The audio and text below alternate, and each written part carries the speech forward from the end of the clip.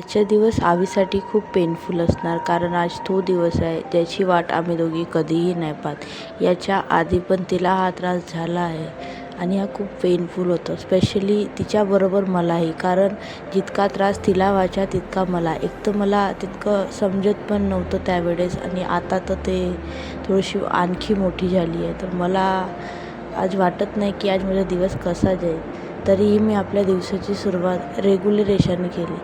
आज लवकर कामं आटपून घेतले, कारण आज मला क्लासला पण जायचं नव्हतं.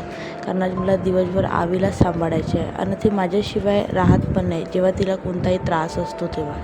आता माझी लाडूबाई उठली आणि आजही ते रडतच उठली. तिचा आज काही मूड बरोबर नव्हता. उठली अशी शांतच होती ते. तरी मी तिला थोडंसं इकडे तिकडे घुमवलं आणि तिला तिचे फ्रेंड्स दाखवले. म्हटलं, बघ तुझे फ्रेंड्स उठले आणि तू आज त्यांच्याही लेट उठली, ते जिंकले, तू हरली बाळा. त्यानंतर तिला इकडे तिकडे टोलमटोल करून मी तिचं मन थोडंसं हलकं केलं आणि तिला थोडंसं शांत केलं. तिला तिचे फ्रेंड्स दाखवले.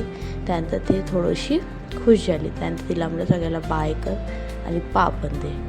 त्यानंतर तिने सगळ्याला पा दिला आणि मी मला लागली कामाला. तिला तिच्या आईकडे ठेवलं आणि मी कामं करायला लागली. कारण आज सगळं लवकरच करायला लागेल, कारण मग तिला न्यायचं आहे, म्हणून सगळं काही पटापट आटपून घ्यायला लागेल. त्यानंतर पोछाचं मी पटापट मी करूनच टाकलं, कारण जितक्या लवकर कामं झाले तितक्या लवकर मला तिला न्यायलाही बरं होईल.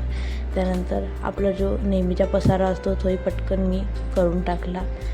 त्यानंतर आपले रोजचे ते डेली कामं, कारण आपल्या घरी कोणी करणार ते येणार नाही आहे.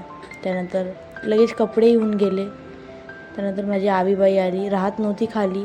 तिला म्हणे, काकू घेऊन जा म्हणे वरतं, हिला थोडीशी फिडिंग वगैरे करून दे. ठीक आहे काकू. मी आपले कपडे वगैरे टाकले. त्यानंतर मी तिला अंदर आणलं. म्हणलं, बाळा तू इथे बस, मम्मा आता छान मस्तपैकी जेवण बनवते, बाबा येते, आता नाश्ता बनवायचा आहे आपल्याला. तरी इथे मला सोडत नव्हती. मग तिचे बाबा नाश्ता बनवून दिला. आज त्यांना माझी खूप हेल्प केली, कारण आज आवी राहत नव्हती म्हणून त्यांनी आज नाश्ता बनवून घेतला. त्यासाठी त्यांना थँक्यू, आज मला समजून घेण्यासाठी. त्यानंतर आमची बाई गाणे फुगवा डान्स करायला लागली. थोडंसं तिचे मन जागेवर आलं. त्यानंतर मी माझी स्वयंपाकाला लागली. विला पकडूनच आज मी आपला स्वयंपाक केला. त्यानंतर आम्ही निघालो अंगणवाडीसाठी, कारण आज माझ्या मुलीच्या 1.5 वर्षाचा इंजेक्शन आहे, ज्याची वाट आम्ही दोघीही नाही पाहत होतो. कारण मला माहीत आहे हा इंजेक्शननं बाईला खूप त्रास होणार. तरी आम्ही निघालो. आणि त्यानंतर वहिनी म्हणे, का मी पण येते. मी वहिनी म्हटलं, चला तुम्ही माझ्यासोबत, कारण बाईला इंजेक्शन देणार, ते खूप रडणार आणि मी तिला हँडल नाही करू शकणार. तर वहिनी माझ्यासोबत आल्या. त्यानंतर आम्ही अंगणवाडीमध्ये पोचलो. त्यानंतर तिकडे सगळेजण बसले होते, पण वॅक्सिन यायची होती, बाळाला लावायची. त्यानंतर माझी बाई बसली आहे तिथे, तिच्या नंबरची वाट पाहत होते. त्यानंतर तिला म्हटलं, बाई थोडा टाईम आहे, तू थोडीशी खेळून घे. तिथे पोस्टर होते, मला पोस्टर दाखवे, आणि मला एका बाबूच्याही पोस्टर दाखवत होती. तिला असे पोस्टर वगैरे दिसले, छान वाटते. एक लहानशी बाई पण आली माझी बाई, तिला पण खूप. आता तिला वॅक्सिन दिली.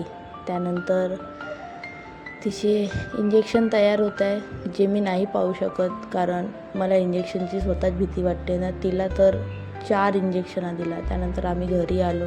बघू शकता किती रडली ते, आणि तिला पण मला कसं वाटलं. त्यानंतर तिला तापाची दवाई दिली, झोपून उठली. त्यानंतर तिचा थोडासा मूड फ्रेश झाला.